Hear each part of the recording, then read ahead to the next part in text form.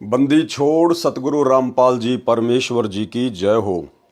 परम पिता परमात्मा सारी सृष्टि के रचनहार कुल मालिक असंख्य ब्रह्मांडों के स्वामी जगत गुरु तीनों लोकों में प्रवेश करके सबका भरण पोषण करने वाले राजाधिराज आत्माधार नाथों के नाथ देवों के देव महादेव सर्वेश्वर महेश्वर मृत्युंजय अजरो अमर आदि अनादि सनातनी प्रभु जगत पिता जगदीश्वर श्री श्री 1008 की उपाधि के वास्तविक अधिकारी अकाल मूरत शब्द स्वरूपी राम वासुदेव सर्वगतम ब्रह्म परम पूज्य प्रथम पूज्य परम संत परम पुरुष परम धनी परम दयालु सत्य कबीर हक्का कबीर अल्लाहु कबीर अल्लाहु अकबर बाखबर अल्लाह ताला जगत के तारणहार जगत के मुक्तिदाता जगत के जगन्नाथ हारे के सहारे हिंदुओं के राम मुसलमानों के अल्लाह सिखों के वाहिगुरु ईसाइयों के मसीह दया के सागर दयानिधि करुणा के सागर करुणानिधि स्वयंभू परिभू संकट मोचन कष्ट हरण मंगल करण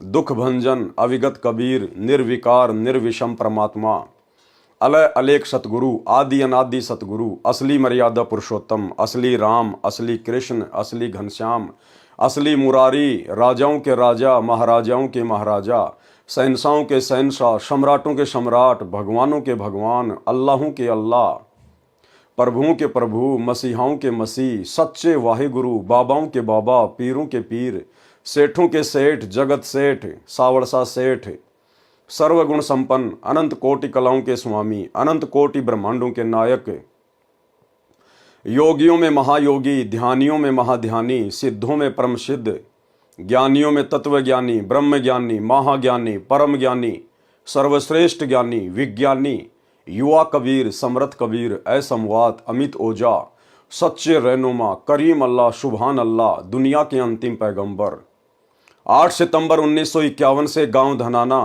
जिला सोनीपत हरियाणा भारतवर्ष की पवित्र भूमि पे प्रकट रियल कल की भगवान श्री नारायण साकार हरि श्री बाबा साहेब संत श्रोमणी सतगुरु रामपाल जी परमेश्वर जी के चरण कमल में साध संगति से जुड़े हुए आप और हम सभी सत्सेवक भाई बहनों का अनंत कोटि दंडवत प्रणाम। और कबीर सागर के सरलार्थ के ऊपर आज हमारा ये 42 नंबर का वीडियो है। 42 नंबर का पेज नंबर है 376 और आज हम यहां से आगे बढ़ेंगे। सूक्ष्म वेद की अमृतवाणी का यह भावार्थ है। वाणी का सरलार्थ आत्मा और मन को पात्र बनाकर संत गरीबदास जी ने संसार के मानव को समझाया है। कहा है कि यह संसार दुखों का घर है, इससे भिन्न एक और संसार है जहां कोई दुख नहीं है, वह शाश्वत स्थान है, सनातन परम धाम सत्यलोक वह सुख सागर है तथा वहां का प्रभु यानी अविनाशी परमेश्वर भी सुखदायी है जो उस सुख सागर में निवास करता है। सुख सागर अर्थात अमरलोक की संक्षिप्त परिभाषा बताई है। अब गुरुदेव भगवान ने एक शब्द के माध्यम से आप और हमें किस प्रकार से समझाया है। शंखों लहर मेहर की उपजय कहर नहीं जा कोई और दास गरीब अचल अविनाशी सुख का सागर सोई। भावार्थ किया है गुरुदेव ने, जिस समय मैं लेखक कौन पूज्य गुरुदेव भगवान, जिस समय मैं अकेला होता हूं तो कभी कभी ऐसी हिलोर अंदर से उठती है, उस समय सब अपने से लगते हैं। चाहे किसी ने मुझे कितना ही कष्ट दे रखा हो, उसके प्रति द्वेष भावना नहीं रहती, सब पर दया भाव बन जाता है। यह स्थिति कुछ ही मिनट रहती है, उसको मेहर की लहर कहा है।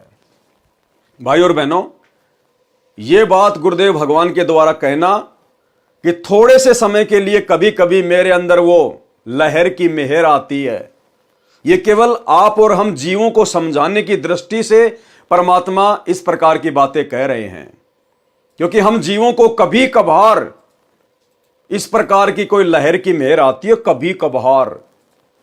तो गुरुदेव अपने आप को एक आम संत की भूमिका में दर्शाते हुए, एक भगत की भूमिका में दर्शाते हुए आप और हमें समझाने की दृष्टि से ये बात कह रहे हैं। अन्यथा हमारे गुरुदेव भगवान तो सुख के सागर हैं, सुख के सागर। मंतु बसरे सुख के सागर जहां शब्द सिंधु रत्नागर। ये तो अविनाशी परमात्मा है, सुख के सागर हैं। वो कहर की लहर इनके अंदर कभी नहीं उठती। ये तो परम दयालु हैं, परम दयालु। तो अपने आप को छुपाते हुए परमात्मा इस प्रकार की बात यहां पर कह रहे हैं, हम जीवों को समझाने की दृष्टि से। सतलोक अर्थात सनातन परम धाम में जाने के पश्चात प्रत्येक प्राणी को इतना आनंद आता है, वहां पर ऐसी असंख्यों लहर आत्मा में उठती रहती हैं। जब वह लहर मेरी आत्मा से हट जाती है तो वही दुखमय स्थिति प्रारंभ हो जाती है। उसने ऐसा क्यों कहा, वह व्यक्ति अच्छा नहीं है, वो हानि हो गई, ये हो गया, वह हो गया, यह कहर दुख की लहर कही जाती है। अब विचार करो भाई और बहनों, हमारे गुरुदेव भगवान जो कि पूर्ण संत है, पूर्ण परमात्मा है, कबीर देव हैं, भला वो इस प्रकार की बातें क्यों सोचेंगे कि उसने ऐसा क्यों कहा। गुरुदेव तो हमें समझाते हैं कि आवत गाड़ी एक है, उल्टा होय अनेक, कहे कबीर ना उल्टियो, रहे एक की एक। और जो तोकू काटा बोवे ताको बोतू फूल, तो ये फूल के फूल है वाको है त्रिशूल। हमारे गुरुदेव तो हमें इस प्रकार की शिक्षा देते हैं कि अगर तुम्हारे साथ में कोई बुरा बर्ताव करता है, कोई धोखा करता है, कोई गाली देता है, तो तुमने भी उसके प्रति बुरा नहीं सोचना कि उसने ऐसा क्यों कर दिया। तो भला हमारे गुरुदेव भगवान ऐसा क्यों सोचेंगे कि उसने ऐसा क्यों कहा, वह व्यक्ति अच्छा नहीं है, वो हानि हो गई। जबकि हमें तो गुरुदेव कहते हैं कि भक्ति मार्ग में अगर हानि हो जाए तो चिंता नहीं करनी चाहिए, वो भी परमात्मा का प्रसाद समझना चाहिए कि वो नुकसान भी मेरे हित में है, मेरे हित में। तो भला हमारे गुरुदेव भगवान हानि को रोएंगे क्या। तो गुरुदेव भगवान हमें जो भी कुछ समझाते हैं स्वयं को एक भगत की स्थिति में रखकर आप और हमें समझाने की दृष्टि से कहते हैं। उसने ऐसा क्यों कहा, वह व्यक्ति अच्छा नहीं है, वो हानि हो गई, ये हो गया, वो हो गया, ये कहर यानी दुख की लहर कही जाती है। उस सतलोक में असंख्य लहर मेहर यानी दया की उठती है। सतलोक में वो कहर की लहर नहीं है, वहां तो दया की मेहर है, दया की मेहर। वहां कोई कहर यानी भयंकर दुख नहीं है।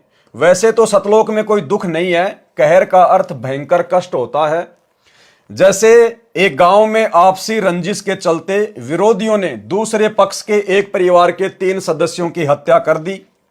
कहीं पर भूकंप के कारण हजारों व्यक्ति मर जाते हैं, उसे कहते हैं कहर टूट पड़ा या कहर कर दिया। ऊपर लिखी वाणी में सुख सागर की परिभाषा संक्षिप्त में बताई है। कहा है कि वह अमर लोक अचल अविनाशी, अर्थात कभी चलायमान नहीं है, अर्थात वो कभी नष्ट नहीं होता। सतलोक वो कभी चलायमान नहीं है, कभी जो है वो नष्ट नहीं होता। वहां पर कभी भी जो है प्रलय नहीं होती, कभी ध्वस्त नहीं होता, तथा वहां रहने वाला परमेश्वर अविनाशी है। वह स्थान तथा परमेश्वर सुख का समुद्र है। जैसे समुद्री जहाज बंदरगाह के किनारे से 100 या 200 किलोमीटर दूर चला जाता है तो जहाज के यात्रियों को जल अर्थात समुद्र के अतिरिक्त कुछ भी दिखाई नहीं देता, सब और जल ही जल नजर आता है। इसी प्रकार सतलोक यानी सत्यलोक में सुख के अतिरिक्त कुछ भी नहीं है, अर्थात वहां कोई दुख नहीं है। अब पूर्व में लिखी वाणी का सरलार्थ किया जाता है। यानी पिछले वीडियो में हमने जो शब्द परमात्मा का पढ़ा था, मन तू चल रे सुख के सागर जहां शब्द सिंधु रत्नागर। अब परमेश्वर उसकी प्रत्येक वाणी का चौपाई का यहां पर सरलार्थ करके हमें समझाएंगे कि सतलोक में किस प्रकार के सुख हैं। वहां पर दुख नाम की कोई चीज नहीं है। जो सुख यहां पर ब्रह्मा विष्णु महेश को प्राप्त नहीं है, जो मुक्ति ब्रह्मा विष्णु महेश को प्राप्त है, 4 मुक्ति काम अर्थ धर्म मोक्ष, ये सुख ये सिद्धियां सतलोक में आप और हमारी चंपी करती हैं। चंपी हम इनकी तरफ ध्यान भी नहीं देते। जो 4 मुक्तियां यहां के ब्रह्मा विष्णु महेश के पास हैं, वहां इतने सुख हैं। मन तू चल रे सुख के सागर जहां शब्द सिंधु रत्नागर। कोटि जन्म तो है भ्रमित हो गए कुछ नहीं हाथ लग्या रे। कुकर शुकर खरबैया बोरे कौआ हंस बुगारे। परमेश्वर कबीर जी ने अपनी अच्छी आत्मा संत गरीबदास जी को सूक्ष्म वेद समझाया। उसको संत गरीबदास जी गांव छुड़ानी जिला झज्जर हरियाणा प्रांत ने आत्मा तथा मन को पात्र बनाकर विश्व के मानव को काल ब्रह्म के लोक का कष्ट तथा सतलोक का सुख बताकर उस परम धाम में चलने के लिए सत्य साधना जो शास्त्रोक्त है करने की प्रेरणा की है।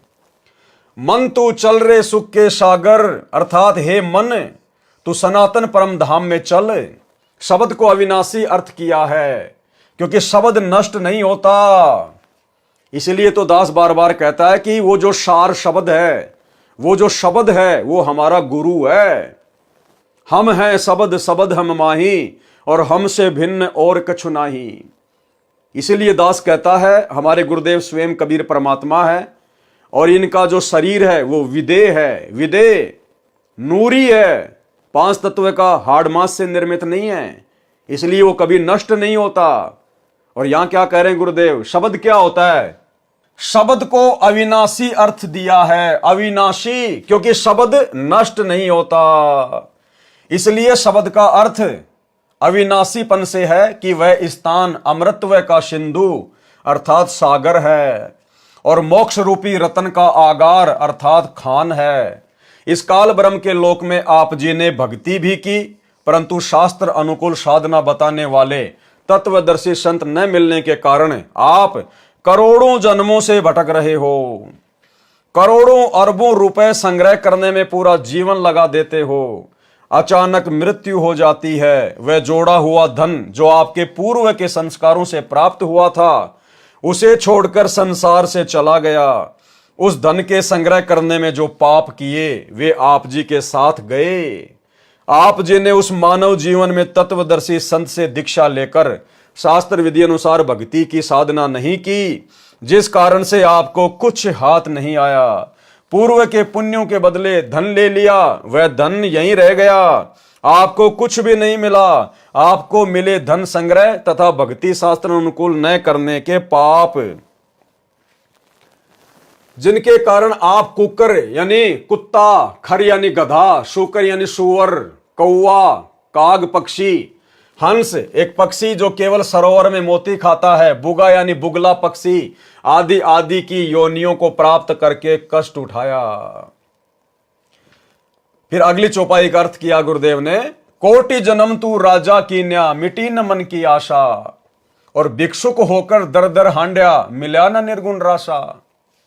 सरलार्थ, हे मानव, आप जी ने काल ब्रह्म की कठिन से कठिन साधना की, घर त्याग कर जंगल में निवास किया, फिर भिक्षा प्राप्ति के लिए गांव व नगर में घर घर के द्वार पर हांड्या अर्थात घूमा। जंगल में साधनारत साधक निकट के गांव या शहर में जाता है, एक घर से भिक्षा पूरी नहीं मिलती तो अन्य घरों से भोजन लेकर जंगल में चला जाता है। कभी कभी तो साधक एक दिन भिक्षा मांग कर लाते हैं, उसी से 2-3 दिन निर्वाह करते हैं। रोटियों को पतले कपड़े, रुमाल जैसे कपड़े को छालना कहते हैं, छालने में लपेटकर पेड़ की टहनियों से बांध देते थे। वे रोटियां सूख जाती थी, उनको पानी में भिगोकर नरम करके खाते थे। वे प्रतिदिन भिक्षा मांगने जाने में जो समय व्यर्थ होता था, उसकी बचत करके उस समय को काल ब्रह्म की साधना में लगाते थे। भाई और बहनों, कितनी गजब की बात कह रहे हैं गुरुदेव भगवान कि जिन साधु संतों ने, ऋषि महात्माओं ने घोर तपस्या की, सतयुग में, त्रेता में, द्वापर में, जिस समय हजारों वर्षों की उम्र होती थी, लाखों वर्षों की उम्र होती थी, सिर्फ परमात्मा प्राप्ति के लिए, और वो लोग अपना समय बचाने के लिए कि हमारा जरा भी समय भक्ति के अलावा व्यतीत नहीं होना चाहिए, एक एक क्षण का सदुपयोग होना चाहिए। यदि हमने घर छोड़ा है तो परमात्मा प्राप्ति के लिए छोड़ा है।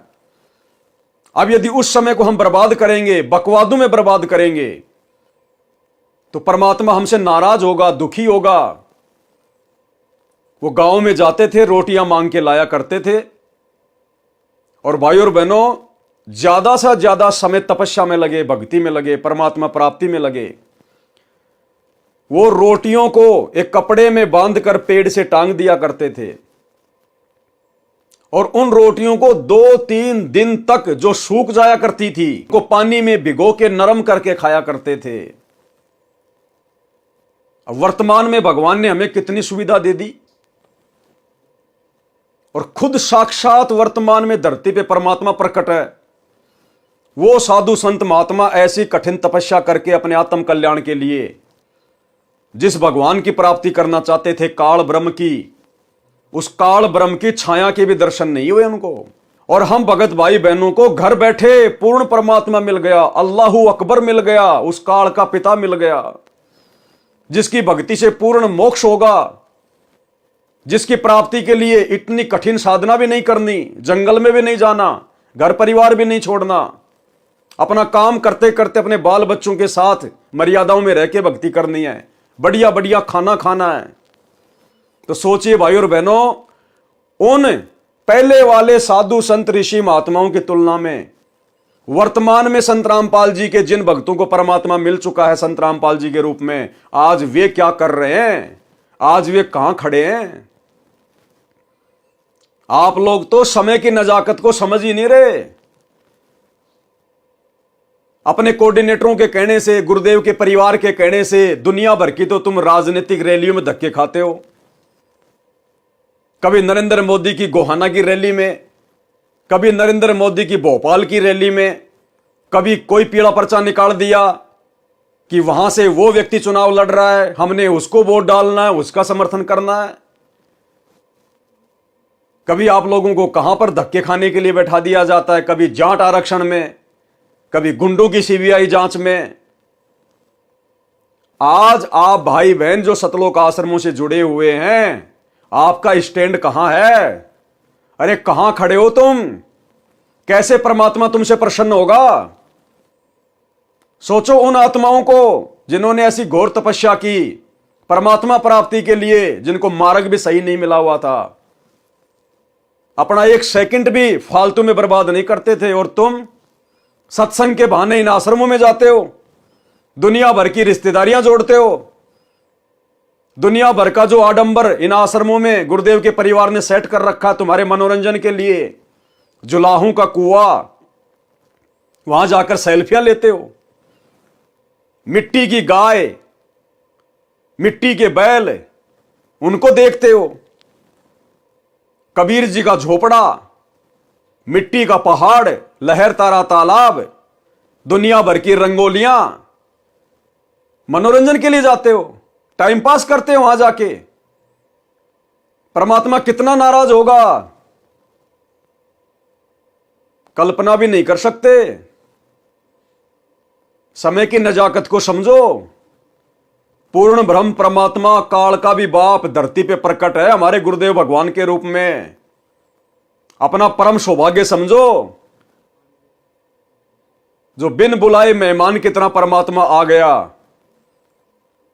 आप और हमने कभी सपने में भी नहीं सोचा था इस भगवान और भक्ति के बारे में। इस भगवान ने आके हमारा हाथ पकड़ा है। अपनी नालायकी के चलते, अपनी अज्ञानता के चलते हाथ मत छुड़ाओ परमात्मा से। समय का सदुपयोग करो, ज्ञान को आधार बनाओ, साध संगति से जुड़े हुए भाई बहनों से शिक्षा लो। ड्रामेबाजी नहीं चलेगी। आने वाले समय में जिसकी मर्यादा होगी, जिसके पास भक्ति धन होगा, उसका बचाव होगा। रोटियों को पतले कपड़े, रुमाल जैसे कपड़े को छालना कहते हैं। छालने में लपेटकर पेड़ की टहनियों से बांध दिया करते थे। वे रोटियां सूख जाती थी, उनको पानी में भिगोकर नरम करके खाते थे। वे प्रतिदिन भिक्षा मांगने जाने में जो समय व्यर्थ होता था, उसकी बचत करके उस समय को काल ब्रह्म की साधना में लगाते थे। भावार्थ है कि जन्म मरण से छुटकारा पाने के लिए, अर्थात पूर्ण मोक्ष प्राप्ति के लिए वेदों में वर्णित विधि तथा लोक वेद से घोर तप करते थे। उनको तत्वदर्शी संत न मिलने के कारण निर्गुण रासा अर्थात गुप्त ज्ञान, जिसे तत्व ज्ञान कहते हैं, वह नहीं मिला।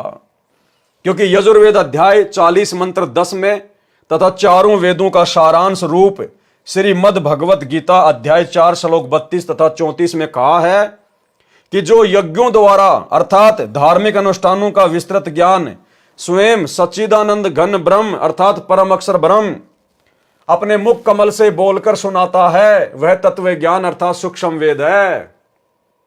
गीता ज्ञानदाता ब्रह्म ने कहा है कि उस तत्व ज्ञान को तू तत्व ज्ञानियों के पास जाकर समझ। उनको दंडवत प्रणाम करने से, नम्रता पूर्वक प्रश्न करने से, ये परमात्म तत्व को भली भांति जानने वाले तत्वदर्शी संत तुझे तत्व ज्ञान का उपदेश करेंगे। अब भाई और बहनों, ये परमात्म तत्व को भली भांति कौन जान सकता है? ना तो 21 ब्रह्मांड का स्वामी ये काल जान सकता, ना 7 संख ब्रह्मांड का स्वामी अक्षर पुरुष जान सकता। इन दोनों भगवानों को भी कंप्लीट परमात्म तत्व नहीं है, पूर्ण तत्व ज्ञान नहीं है, तो भला संत रामपाल जी के पास कैसे आ गया? इसका मतलब सतगुरु रामपाल जी जो परमात्म ज्ञान से, तत्व ज्ञान से भली भांति परिचित हैं, वे कोई 21 ब्रह्मांड के सामान्य प्राणी नहीं है आप और हमारी तरह। वे आप और हमारी तरह कोई मां के गर्भ से जेर में लिपटकर जन्म लेकर नहीं आए। ये लीला परमात्मा हमारी चरम दृष्टि को धोखा देने के लिए कुछ भी करता है। ये स्वयंभू परमेश्वर है, स्वयं प्रकट होता है। सतगुरु रामपाल जी अर्थात इस कबीर परमात्मा को जन्म देने में दुनिया की कोई भी माता समर्थ नहीं है। ये गलती ना करना अपने गुरु जी को मानुष मान के उनका जन्मदिन मना के अवतरण दिवस के नाम पे 8 सितंबर को इन आश्रमों में। ये स्वयंभू परमेश्वर है। परमात्म तत्व को, तत्व ज्ञान को केवल परमात्मा ही जान सकता है। उस परमेश्वर के विषय में और किसी को यहां पर जानकारी नहीं होती, ना हो सकती। वो परमेश्वर स्वयं ही इस पृथ्वी पर मनुष्य रूप में प्रकट होता है, जिसको फिर तत्वदर्शी संत कहते हैं, जगत गुरु कहते हैं। तो अपने गुरु को हल्के में लेने की गलती ना करना, मानुष मानने की गलती ना करना। परमात्म तत्व को भली भांति जानने वाले तत्वदर्शी संत तुझे तत्व ज्ञान का उपदेश देंगे। इससे सिद्ध हुआ कि तत्व ज्ञान न वेदों में है और न ही गीता शास्त्र में। यदि होता तो एक अध्याय और बोल देता, कह देता कि तत्व ज्ञान उस अध्याय में पढ़ें। यानी वो तत्व ज्ञान, वो परमात्म ज्ञान ना चारों वेदों में, ना गीता जी में, ना मुसलमानों की चारों जो है वो कतेबों में। और वो ज्ञान सतगुरु रामपाल जी बता रहे हैं। तो कौन है सतगुरु रामपाल जी, जिनके पास दुनिया के समस्त धर्म ग्रंथों के अतिरिक्त वो वास्तविक ज्ञान है, मूल ज्ञान है, सार ज्ञान है। स्वयं परमेश्वर प्रकट है धरती पर। कह देता कि तत्व ज्ञान उस अध्याय में पढ़ें। संत गरीबदास जी ने मन के बहाने मानव शरीरधारी प्राणियों को समझाया है कि वह निर्गुण रासा अर्थात तत्व ज्ञान न मिलने के कारण काल ब्रह्म की साधना करके आप जी करोड़ों जन्मों में राजा बने। कोटि जन्म तू राजा कीन्या, मिटी न मन की आशा, और भिक्षुक होकर दर दर हांड्या, मिला न निर्गुण रासा। वह निर्गुण रासा अर्थात तत्व ज्ञान न मिलने के कारण काल ब्रह्म की साधना करके आप जी करोड़ों जन्मों में राजा बने, फिर भी मन की इच्छा समाप्त नहीं हुई। क्योंकि राजा सोचता है कि स्वर्ग में सुख है, यहां राज में कोई सुख चैन नहीं है, शांति नहीं है। निर्गुण रासा का भावार्थ, निर्गुण रासा किसको कहते हैं? निर्गुण का अर्थ है कि वह वस्तु तो है परंतु उसका लाभ नहीं मिल रहा। निर्गुण, जैसे आसमान में बादल तो हैं, बादलों में पानी तो है, लेकिन वो पानी निर्गुण रूप में है। हम अपनी प्यास नहीं बुझा सकते। उसके लिए तो उस पानी को जो निर्गुण रूप में बादलों में है, उसको सरगुण रूप में आना पड़ेगा, उसको बरसात के रूप में नीचे आना पड़ेगा, तब हमारी फसल में पानी लगेगा, तब हम लोग पानी पी सकते हैं। निर्गुण का मतलब है वस्तु तो है परंतु हम उसका कोई लाभ नहीं उठा सकते। बादल हैं, बादलों में पानी है, लेकिन वो निर्गुण रूप में है, हम उसका लाभ नहीं उठा सकते। ठीक इसी प्रकार परमात्मा सतलोक में निर्गुण रूप में है, लेकिन हम उसका लाभ नहीं उठा सकते। जब वही परमात्मा धरती पर सरगुण रूप में आता है, संत रूप में आता है, तब हम उनकी शरण प्राप्त करके और असंख्य लाभ उठा सकते हैं। निर्गुण रासा का भावार्थ है, निर्गुण का अर्थ है कि वह वस्तु तो है परंतु उसका लाभ नहीं मिल सकता। वृक्ष के बीज में फल तथा वृक्ष निर्गुण रूप में है, उस बीज को मिट्टी में बीजकर सिंचाई करके वह सरगुण वस्तु वृक्ष को फल प्राप्त की जाती है। यह ज्ञान न होने से आम के फल व छाया से वंचित रह जाते हैं। रासा यानी झंझट अर्थात उलझा हुआ कार्य। सूक्ष्म वेद में परमेश्वर कबीर जी ने कहा है कि 9 मण सूत उलझिया। 9 मण में 360 किलोग्राम वजन होता है। 9 मण में कबीर 9 मण सूत उलझिया, ऋषि रहे झकमार। और सतगुरु ऐसा सुलझा दे उलझे न दूजी बार। यानी इस आध्यात्मिक ज्ञान को, परमात्मा की प्राप्ति के मार्ग को सतयुग से लेकर वर्तमान समय तक ब्रह्मा जी के वंशजों ने, नकली पंडितों ने, धर्म गुरुओं ने, आचार्य शंकराचार्यों ने, और आजकल रोजाना जो 5-10 नए नए आचार्य यूट्यूब पर पैदा हो रहे हैं, इन लोगों ने अपनी मन गढ़ंत बातों से इस आध्यात्मिक ज्ञान को नौमन सूत की तरह उलझा के रखा हुआ था। यानी जुलाहे लोग जो सूत से कपड़े वगैरह बुना करते थे, और यदि उनका थोड़ा सा सूत यदि उलझ जाया करता था, पूरा दिन लग जाता था सुलझाने में, जो कि 100 ग्राम भी नहीं होता था। और यहां तो इन्होंने 9 मण 360 किलोग्राम सूत उलझा रखा है। भला उसको कौन सुलझा सकता है परमात्मा के अलावा। लेकिन सतगुरु ऐसा सुलझा दे फिर उलझे न दूजी बार। कबीर 9 मण सूत उलझिया ऋषि रहे झकमार। ये साधु संत महात्मा सतयुग से झकमरा रहे हैं। आज तक इनको गीता जी के ज्ञान का नहीं पता, इनको वास्तविक भक्ति मंत्रों का नहीं पता, इनको एक भगवान का नहीं पता। आज तक समाज को यह नहीं बता पाए ये आचार्य शंकराचार्य, किसी भी धर्म के मुल्ला मौलवी पंडित काजी, कि एक परमात्मा कौन है जिसने सबको रचा, जिसने सबको बनाया। उस परमात्मा की प्राप्ति का मंत्र क्या है, कौन से वेद में, गीता में कहां लिखा है, आज तक नहीं बता पाए। महाराष्ट्र के शिरडी में साईं बाबा पूरी जिंदगी बीत गई, एक ही शब्द बोलता था, सबका मालिक एक। उंगली कहां करता था? ऊपर। क्या कहता था? सबका मालिक एक। पूरी जिंदगी में वो उस एक मालिक का नाम नहीं बता पाया। अरे अगर आपको इतना पता है कि सबका मालिक एक है तो उसका नाम भी बता देता मेरे भाई। वो कैसे मिलेगा वो भी बता देता, लेकिन नहीं बता पाया उसका नाम। आज वो नाम स्वयं उस सब के मालिक ने आकर ही बताया। वो सब का मालिक कबीर देव है, वेद जिसकी चीख चीख कर महिमा गा रहे हैं। आज वो कबीर देव स्वयं धरती पर 8 सितंबर 1951 से गांव धनाना, जिला सोनीपत, हरियाणा, भारतवर्ष की पावन भूमि पर सतगुरु रामपाल जी के रूप में प्रकट है। यूट्यूब पर जाकर सत्संग सुनना शुरू कीजिए, लाभ उठा लीजिए। अन्यथा ये जन्म निकलते ही, ये मनुष्य शरीर छूटते ही गधे, कुत्ते, सुअर, चाहे कोई राजा है चाहे कोई प्रजा है। कबीर 9 मण सूत उलझिया ऋषि रहे झकमार। सतगुरु ऐसा सुलझा दे उलझे न दूजी बार। सरलार्थ, परमेश्वर कबीर जी ने कहा है कि अध्यात्म ज्ञान रूपी 9 मण सूत उलझा हुआ है।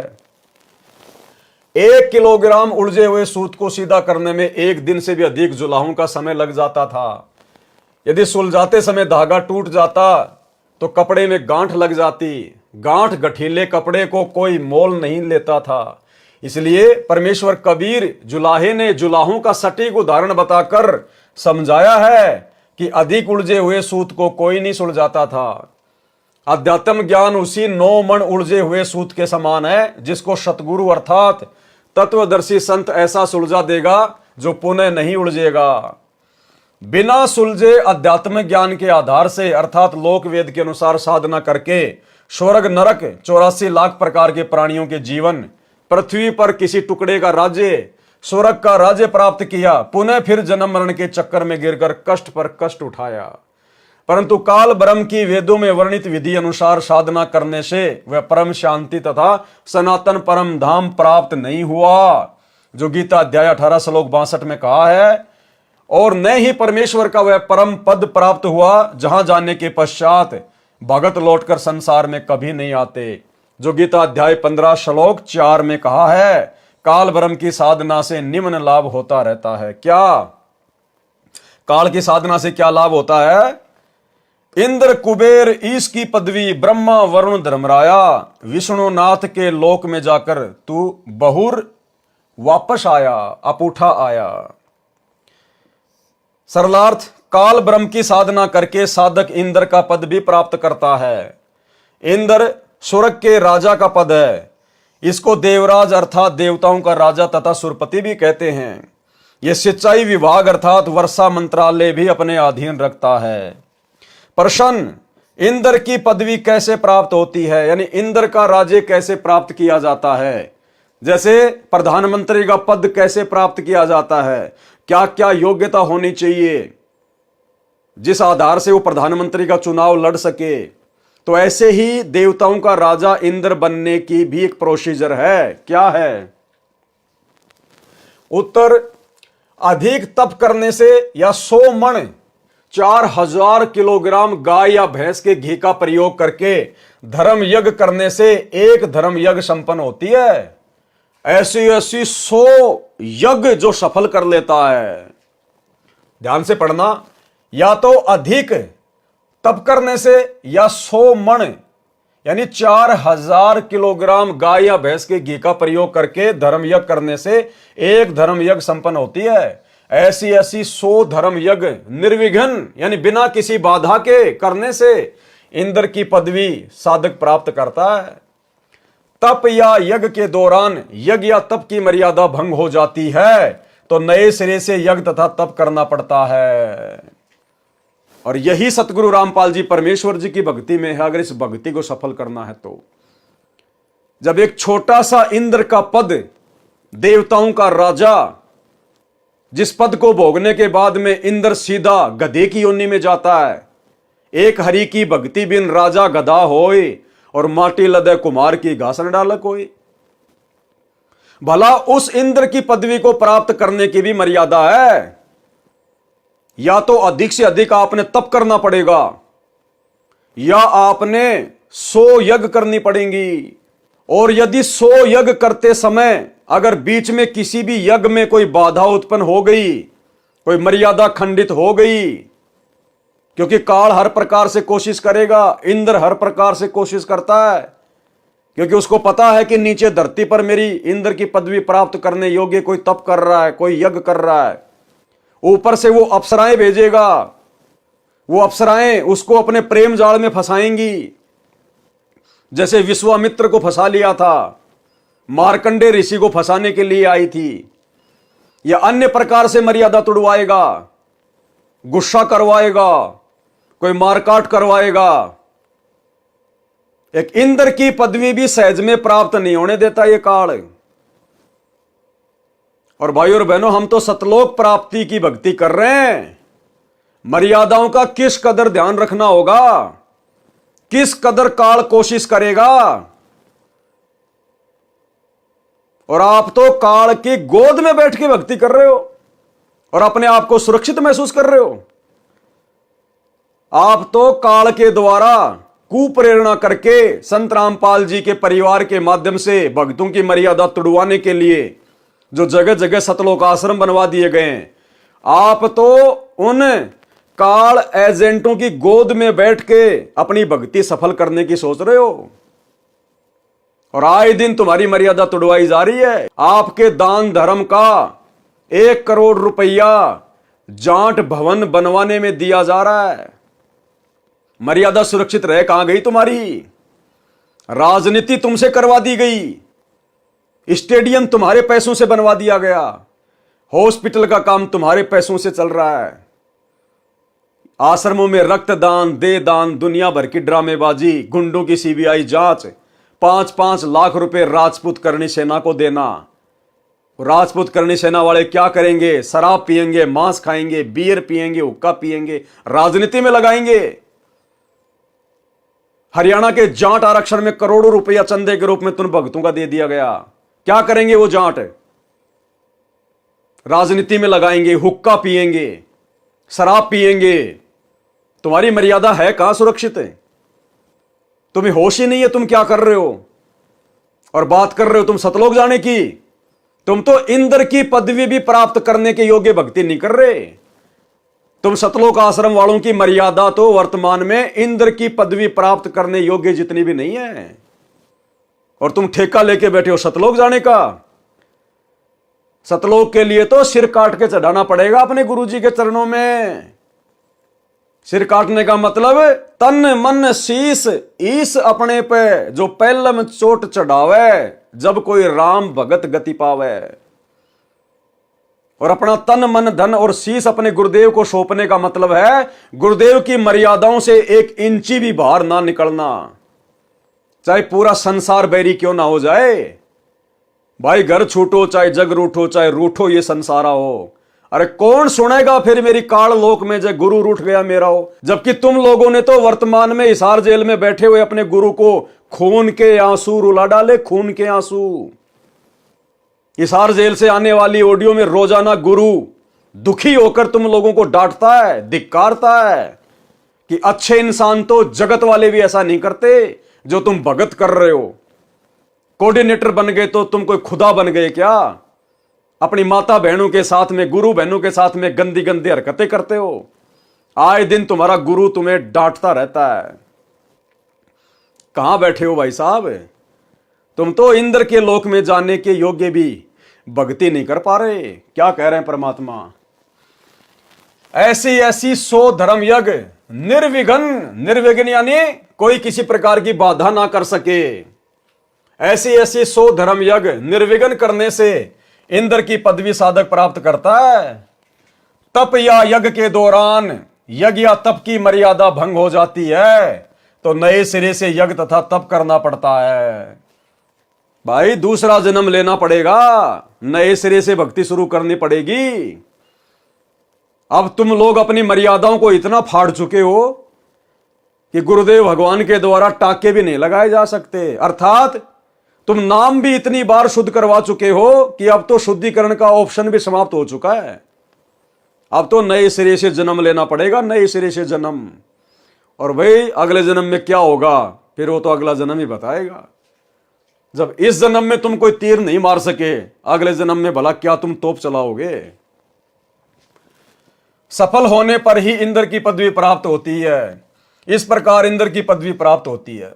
प्रश्न, इंद्र का शासन काल कितना है? मृत्यु उपरांत इंद्र के पद को छोड़कर प्राणी किस योनि को प्राप्त करता है? उत्तर, इंद्र स्वर्ग के राजा के पद पर 72 चौकड़ी अर्थात 72 चतुर्युग तक बना रहता है। 72 चतुर्युग तक इंद्र का शासन काल होता है। 72 चतुर्युग क्या है? एक चतुर्युग होता है सतयुग, त्रेता, द्वापर, कलयुग। इन चारों युगों को मिलाकर एक चतुर्युग कहा जाता है। और एक चतुर्युग की आयु होती है 43,20,000 वर्ष। यानी सतयुग की शुरुआत से लेकर कलयुग के अंत तक चारों युगों का एक चतुर्युग का जो समय होता है वो होता है 43,20,000 वर्ष। ऐसे ऐसे 72 चतुर्युग तक इंद्र शासन करता है, शासन। और जब उसका शासनकाल पूरा हो जाता है या बीच में कोई दूसरा व्यक्ति इंद्र की गद्दी प्राप्त करने योग्य कोई तप कर लेता है, कोई यज्ञ कर लेता है, तो उस इंद्र को बीच में भी हटा दिया जाता है। इतने समय तक वो शासन करता है। इंद्र स्वर्ग के राजा के पद पर 72 चौकड़ी अर्थात 72 चतुर्युग तक बना रहता है। एक चतुर्युग में सतयुग, त्रेता, द्वापर तथा कलयुग का समय होता है, जो 17,28,000 यानी सतयुग का जो समय होता है वो होता है 17,28,000 का। 12,96,000 वर्ष का समय होता है त्रेता युग का। और 8,64,000 वर्ष का समय होता है द्वापर युग का। और 4,32,000 वर्ष का समय होता है कलयुग का। क्रमशः सतयुग, त्रेता, द्वापर, कलयुग का समय अर्थात 43,20,000 वर्ष का समय एक चतुर्युग में होता है। ऐसे ऐसे बने 72 चतुर्युग तक वह साधक इंद्र के पद पर स्वर्ग के राजा का सुख भोगता है।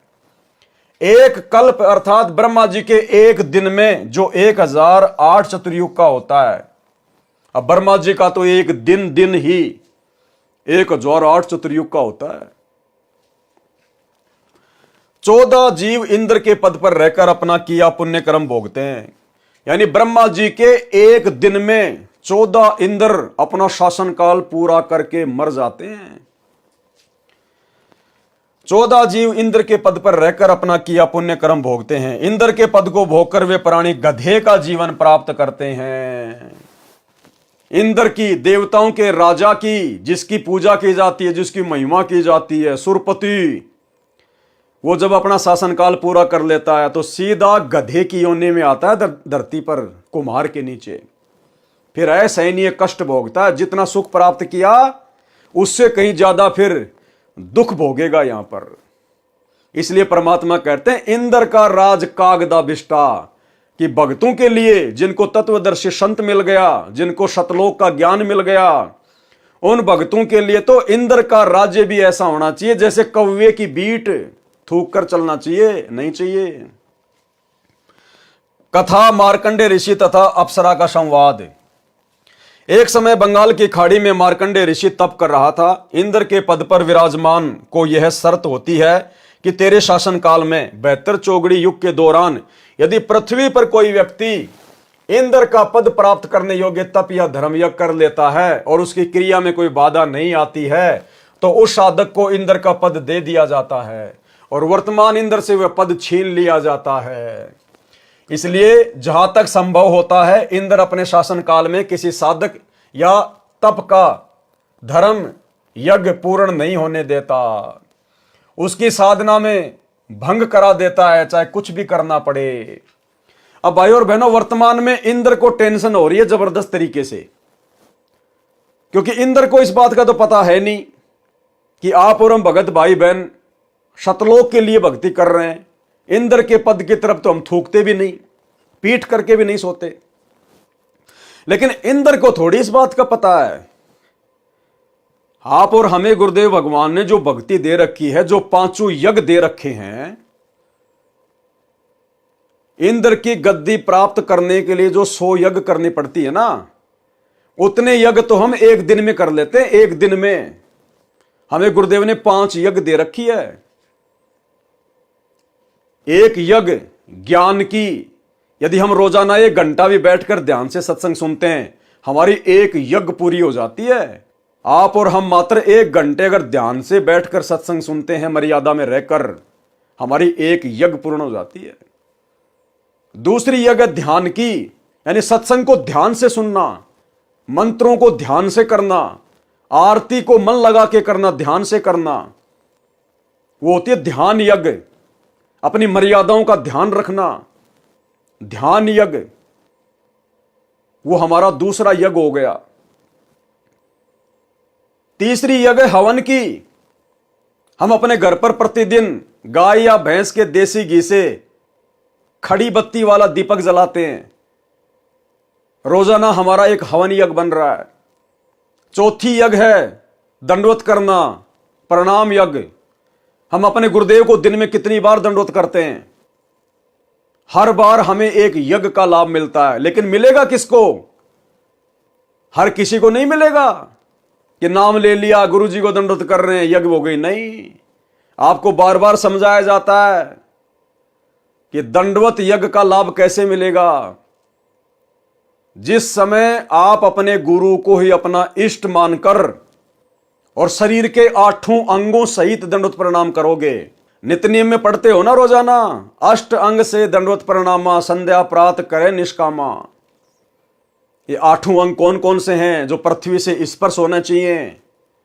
उसके बाद गुरु को ही अपना इष्ट मानना है।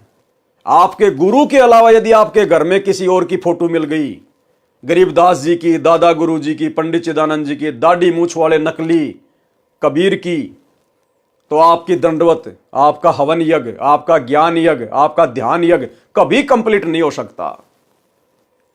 आपने यदि अपने गुरु के रहते सहते अगर जून के महीने में दाढ़ी मूछ वाले नकली कबीर का कबीर प्रगट दिवस मना लिया, किसी आश्रम में जाके मना लिया, आपका कोई भी यज्ञ, 5 यज्ञ में कोई भी यज्ञ आपका सफल नहीं हो सकता। इसकी कंप्लीट जानकारी साथ संगति के वीडियो देखते रहिए, आपको मिल जाएगी। अनेकों बार वीडियो बनाकर आप लोगों को समझाया गया है। तो इस प्रकार के यज्ञ आप और हम भाई बहन रोज कर रहे हैं, रोज। तो इंद्र को ऊपर टेंशन हो रही है, उसका सिंहासन डोल जाता है, क्योंकि अब सतगुरु रामपाल जी की संगत में केवल उनके साथ संगति से जुड़े हुए भगत ही अपनी 5 यज्ञ को निर्विघ्न रूप से रोजाना सफल कर रहे हैं। वास्तव में यदि संत रामपाल जी की संगत में किसी की यज्ञ सफल हो रही है तो केवल सत्सेवकों की, क्योंकि पूरी टर्म एंड कंडीशन के साथ में यदि कोई भक्ति कर रहा है, पांचों यज्ञ कर रहा है, तो संत रामपाल जी के भगत साथ संगति से जुड़े हुए। तो इंद्र का जो सिंहासन है वो बुरी तरह से डोल रहा है, बुरी तरह से, उसके समझ में नहीं आ रहा। अब वो तोड़ने का प्रयास करेगा। फिर जब उसको पता चलेगा साहब ऐसे ऐसे संत रामपाल जी के भगत हैं और वो लोग साहब ये धार्मिक यज्ञ कर रहे हैं, तो इंद्र घबराया हुआ है। अब घबराया हुआ इंद्र क्या करेगा? मर्यादा तोड़वाएगा। किनकी? जिनके ऊपर गुरु का पूरा आशीर्वाद नहीं है। गुरु का पूरा आशीर्वाद किनके ऊपर नहीं होगा? जो गुरु को अपना इष्ट नहीं मानते, जो गुरु की मर्यादाओं में नहीं रहते, गंदी राजनीति भी करते रहते हैं, राजनेताओं की रैलियों में धक्के खाते रहते हैं, कोई पीला पर्चा निकाल दे वैसा ही कर लेते हैं, समय पे आरती नहीं करते, मोबाइल में लगा के बाथरूम में भाग जाते हैं। पांचों यज्ञ जिनके सफल नहीं हो रही, तो अब वो क्या करेगा? सत्सेवकों पे तो उसका जोर चलेगा नहीं, क्योंकि सत्सेवकों को तो परमात्मा ने अपनी गोद में बैठा रखा है, रक्षा कवच बना रखा है। अब वो क्या करेगा? इन आश्रमों में, आश्रमों से जुड़े हुए भक्तों को, इनके ऊपर नजर जाएगी। और काल ने क्या किया? सबकी मर्यादा तोड़वा दी। इंद्र ने देखा रे ये तो मूर्खों का टोल है, मूर्खों का टोल। इनका गुरु तो ज्ञान देके चला गया जेल में, और ये तो ना अपने गुरु की एक मानते ना कुछ और। ये तो लातों के भूत हैं, भेड़ चाल में चलते हैं। जैसे जानवर को डंडे से हांका जाता है, ऐसे ही इनको कोऑर्डिनेटरों के द्वारा हांका जा रहा है, गुरुदेव के परिवार के द्वारा हांका जा रहा है। तो काल ने देखा कि इनकी मर्यादा तोड़वाना तो बड़ा आसान है, क्योंकि ये तो अंध भगत हैं। ये अपने गुरुदेव के ज्ञान का तो इस्तेमाल करते ही नहीं, अपना बुद्धि विवेक तो लगाते नहीं। तो काल ने पकड़ा उन लोगों को जिन लोगों के ऊपर संगत अंधविश्वास करती है। तो काल ने पकड़ा गुरुदेव के दोनों लड़कों को, गुरुदेव की दोनों लड़कियों को, इन कोऑर्डिनेटरों को, आश्रम संचालकों को, कि संगत तो इनके ऊपर अंधा विश्वास करती है, इनको अपने गुरु के ज्ञानवान से कोई लेना देना नहीं है। और आज वही सब के सब लोग काल के एजेंट बनकर आप लोगों के ढंग से ऐसी तैसी करवा रहे हैं, मर्यादा तोड़वा के ढंग से। उसकी साधना भंग करा देता है, चाहे कुछ भी करना पड़े। जब इंद्र को उसके दूतों ने बताया कि बंगाल की खाड़ी में मार्कंडे नामक ऋषि तप कर रहे हैं, इंद्र ने मार्कंडे ऋषि का तप भंग करने के लिए उर्वशी भेजी। सर्व श्रृंगार करके देवपरी मार्कंडे ऋषि के सामने नाचने गाने लगी। उर्वशी ने अपनी सिद्धि से उस स्थान पर बसंत ऋतु जैसा वातावरण बना दिया। मार्कंडे ऋषि ने कोई उत्सुकता नहीं दिखाई। उर्वशी ने कमर का नाड़ा तोड़ दिया, निर्वस्त्र हो गई, नगन नंगी हो गई, निर्वस्त्र हो गई। तब मार्कंडे ऋषि बोले, हे बेटी, हे बहन, हे माई, आप ये क्या कर रही हो? आप यहां गहरे जंगल में अकेली किस लिए आई हो? अब सोचिए भाई और बहना, कहां मार्कंडे ऋषि, कहां हम? वो काल की पूजा करने वाला, ओम नाम की कमाई करने वाला, वो भी इतना दृढ़ था। इंद्र की पत्नी आ गई जो कि सबसे सुंदर है, और अपनी कमर का नाड़ा तक तोड़ दिया, नंगी होके खड़ी हो गई सामने। जंगल के अन्य जो तपस्वी थे वो तो देख के ही वो तो हो गए फैल। और मार्कंडे ने कहा कि हे माई, हे बहन, ये बेटी तू क्या कर रही है? कपड़े पहन, क्यों आई यहां पर? और हम वर्तमान में संत रामपाल जी भगवान के भगत, और क्या हालत हो रही है? अपनी ही गुरु बहनों को नहीं छोड़ रहे। सतलोक आश्रमों में अपने खुद की गुरु बहनों को भी नहीं छोड़ रहे, उनके ऊपर भी कुदृष्टि डाल रहे हैं, गंदी दृष्टि डाल रहे हैं। मैं नहीं कह रहा, खुद संत रामपाल जी कह रहे हैं कि मेरे पास जेल में ऐसी ऐसी भी शिकायतें आती हैं कि माता बहनों को गंदे गंदे मैसेज भी करते हैं। अब जो गंदे गंदे मैसेज करेगा वो और क्या क्या गंदे गंदे काम करता होगा। और गुरुदेव कह रहे हैं ऐसे दुष्ट ना तो कोऑर्डिनेटर के लायक है और ना भगत कहलाने के लायक है। सुन लो अपने गुरुदेव के मुख कमल से। विचार करना होगा कि हम कौन है, कहां से आए। आपस में खेचातानी रखते हो अभी भी भगत हो गए। अच्छे इंसान तो जगत वाले भी ना करते ऐसा जैसे भगत कर रही है। अच्छे इंसान तो जगत वाले गुनाह करते हैं ऐसा जैसे भगत कर रहे हैं। अच्छे इंसान तो जगत वाले गुनाह करते हैं ऐसा जैसे भगत कर रहे हैं। किसी को छोटी सी सेवा दे देते, कोऑर्डिनेटर बना दिया, वो ने सोचा मैं खुदा बन गया। और इतना शिक्षा तो करे, मजदूर बनो सीखो, मजदूर। और कई देखा है कि कोऑर्डिनेटर या जिसकी जो भी व्यवस्था लगाई जाए तो व्यवहार भी ठीक नहीं करते, धमकान लग जाते, कुरकान लग जाते। और कुछ ऐसी भी शिकायतें आई हैं जो बहन बेटियों के साथ गलत मैसेज भी डालते हैं। तो वो दुष्ट लोग ना तो कोऑर्डिनेटर के योग्य है ना वो भगत के योग्य। और कुछ ऐसी भी शिकायतें आई हैं जो बहन बेटियों के साथ गलत मैसेज भी डालते हैं। तो वो दुष्ट लोग ना तो कोऑर्डिनेटर के योग्य है ना वो भगत के योग्य। और कुछ ऐसी भी शिकायतें आई हैं जो बहन बेटियों के साथ गलत मैसेज भी डालते हैं। तो वो दुष्ट लोग ना तो कोऑर्डिनेटर के योग्य है ना वो भगत के योग्य। तो ऐसा तो संगत माई कुसंगत उपजेगी, और ऐसी कुसंगत होगी फिर हम रखेंगे नहीं उसको खेत में। किसान उस कुबाड़ को पाड़ कर खेत के बाहर फेंक देता है, तो उसको आप मिशन से निकाल दिया जाया करेगा। सुधर जाओ, एक के नहीं सुनी जाया करती, कि सामूहिक शिक्षा दी जाती है, अमल कर लो इन पे। कर्म बतेरे फोड़ लिए, इस ज्ञान का असर क्या हुआ? थोड़ा सा सुख होते फिर पक्के एजेंट काल के बन जाते, बकवाद वही करनी, भगवान से दूर हो जाएगा। थोड़ा सा सुख होते फिर पक्के एजेंट काल के बन जाते, बकवाद वही करनी, भगवान से दूर हो जाएगा। थोड़ा सा सुख होते फिर पक्के एजेंट काल के बन जाते, बकवाद वही करनी, भगवान से दूर हो जाएगा। तो भाइयों और बहनों, कहां तो मार्कंडे ऋषि और कहां हमारे सतलोक आश्रमों से जुड़े हुए सतगुरु रामपाल जी के तत्वज्ञानी भगत, ये कोऑर्डिनेटर। यानी गुरु को सार्वजनिक तौर पर सत्संग में यह बात बोलनी पड़ रही है कि आश्रमों में किस कदर गंदगी फैली हुई है, किस कदर काल ने अपनी गंदगी फैला रखी है। आप यहां गहरे जंगल में अकेली किस लिए आई? उर्वशी ने कहा कि ऋषि जी, मेरे रूप को देखकर इस अरण्य खंड यानी बनखंड के सर्व साधक यानी भगत अपना संतुलन खो गए, परंतु आप डगमग नहीं हुए। न जाने आपकी समाधि कहां थी। कृपया आप मेरे साथ इंद्रलोक में चलो, नहीं तो मुझे सजा मिलेगी कि तू हार कर आ गई। मार्कंडे ऋषि ने कहा कि मेरी समाधि ब्रह्मलोक में गई थी, जहां पर मैं उन उर्वशियों का नाच देख रहा था जो इतनी सुंदर हैं कि तेरे जैसी तो उनकी साथ साथ बांदियां अर्थात नौकरानियां हैं।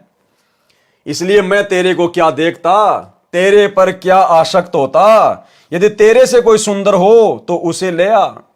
तब देवपरी ने कहा कि इंद्र की पटरानी अर्थात मुख्य पत्नी मैं ही हूं, मुझसे सुंदर स्वर्ग में कोई औरत नहीं है। तब मार्कंडे ऋषि ने पूछा कि इंद्र की मृत्यु होगी तब तू क्या करेगी? उर्वशी ने उत्तर दिया कि मैं 14 इंद्र भोगूंगी, यानी मैं 14 इंद्रों की पत्नी बनी रहूंगी। इंद्र मर गया फिर दूसरा इंद्र आएगा, लेकिन उनकी जो पत्नी है वही आत्मा बनी रहेगी जब तक 14 इंद्र अपना शासन भोग के नहीं जालेंगे। इतनी लंबी आयु है इंद्र की औरत की। भावार्थ है कि श्री ब्रह्मा जी के एक दिन में 1008 चतुर्युग होते हैं, जिसमें 72 चतुर्युग का शासनकाल पूरा करके 14 इंद्र मृत्यु को प्राप्त होते हैं। इंद्र की रानी वाली आत्मा ने किसी मानव जन्म में इतने अत्यधिक पुण्य किए थे जिस कारण से वह 14 इंद्रों की पटरानी बनकर स्वर्ग सुख तथा पुरुष सुख को भोगेगी। मार्कंडे ऋषि ने कहा कि वे 14 इंद्र भी मरेंगे तब तू क्या करेगी? उर्वशी ने कहा कि फिर मैं मृत्यु लोक में गधी बनाई जाऊंगी और जितने इंद्र मेरे पति होंगे वे भी पृथ्वी पर गधे की योनि प्राप्त करेंगे। मार्कंडे ऋषि बोले कि फिर मुझे ऐसे लोक में क्यों ले जा रही थी जिसका राजा गधा बनेगा और रानी गधी की योनि प्राप्त करेगी? उर्वशी बोली कि अपनी इज्जत रखने के लिए, नहीं तो वे कहेंगे कि तू हार कर आ गई। मार्कंडे ऋषि ने कहा कि गधियों की कैसी इज्जत है, तू वर्तमान में भी गधी है, क्योंकि तू 14 खत्म करेगी और मृत्यु उपरांत तू स्वयं स्वीकार कर रही है कि मैं गधी बनूंगी। मार्कंडे पुराण में साफ साफ लिखा हुआ, साफ साफ। विधान अनुसार अपना इंद्र का राज्य मार्कंडेय ऋषि को देने के लिए वहीं पर इंद्र आ गया। अब इंद्र ने देखा भाई मार्कंडेय ऋषि तो सफल हो गया, तेरी जो इंद्राणी है वो तो हार गई, अब उसको राज्य देना पड़ेगा। तो इंद्र स्वयं चलकर आ गया वहां पर और कहा कि ऋषि जी हम हारे और आप जीते, आप इंद्र की पदवी स्वीकार करें। मार्कंडेय ऋषि बोले अरे अरे इंद्र की पदवी मेरे किसी काम की नहीं, मेरे लिए तो काग यानी कौवे की बीट के समान है। मार्कंडेय ऋषि ने इंद्र से फिर कहा कि तू मेरे बताए अनुसार साधना कर, तेरे को ब्रह्मलोक ले चलूंगा, इस इंद्र के राज्य को छोड़ दे। इंद्र ने कहा कि हे ऋषि जी अब तो मुझे मौज मस्ती करने दो, फिर कभी देखूंगा। और यही सतगुरु रामपाल जी के परिवार ने, उनके बेटा बेटियों ने, इन स्टेट कोऑर्डिनेटर ने सोच रखा है कि अभी तो मौज करने दो, संगत थूक रही है, ज्योति पाठ और दान के नाम पे थूक रही है, अभी तो हमें चाटने में आनंद आ रहा है, अभी तो हमें ऐश करने दो, मौज मस्ती करने दो, राजनीति करने दो, समाज वालों से भाईचारा निभाने दो। संगत थूक रही है, हम चाट रहे हैं, आनंद आ रहा है। पाठक जनों विचार करो, इंद्र को पता है कि मृत्यु के उपरांत गधे का जीवन मिलेगा, फिर भी उस क्षणिक सुख को त्यागना नहीं चाहता। कहा कि फिर कभी देखूंगा। फिर कब देखेगा? गधा बनने के पश्चात तो कुमार देखेगा कितना वजन गधे की कमर पर रखना है, कहां से डंडा मारना है। ठीक इसी प्रकार इस पृथ्वी पर कोई छोटे से टुकड़े का प्रधानमंत्री, मंत्री, मुख्यमंत्री या राज्य में मंत्री बना है या किसी पद पर सरकारी अधिकारी या कर्मचारी बना है या धनी है, उसको कहा जाता है कि आप भक्ति करो नहीं तो गधे बनोगे। वे या तो नाराज हो जाते हैं कि क्यों बनेंगे गधे, फिर से मत कहना। कुछ सभ्य होते हैं, वे कहते हैं कि किसने देखा है गधे बनते हैं। फिर उसको बताया जाता है कि सब संत तथा ग्रंथ बताते हैं, तो अधिकतर कहते हैं कि देखा जाएगा।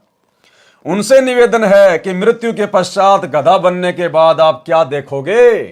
फिर तो कुमार देखेगा कि आप जी के साथ कैसा बर्ताव करना है। देखना है तो वर्तमान में देख। ठीक इसी प्रकार हम साथ संगति से जुड़े हुए भाई बहनों का, सतलोक आश्रमों से जुड़े हुए हमारे गुरु भाई बहनों से प्रार्थना है, विनती है, समय रहते आंखें खोल लो।